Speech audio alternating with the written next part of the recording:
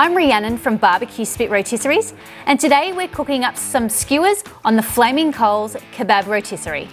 Season the meat using your favourite barbecue rub. Today we're using a selection of Flaming Coals rubs: Bovine Espresso, traditional lamb rub and Clucking Mad.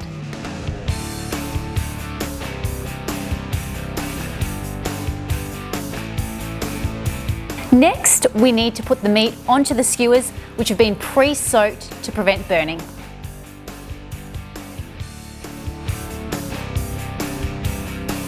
Now that our skewers are ready, it's time to light the barbecue with some Firelighters and natural lump charcoal.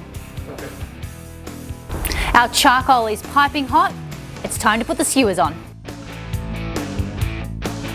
Now this Flaming Coals Kebab Rotisserie auto-rotates your food, which means it basically cooks itself, so you can just sit back and relax. Powering the motor is simple, and you have two great options. Either insert 3 AA batteries or connect to your own USB-C power bank. After just 10 minutes, our skewers are done.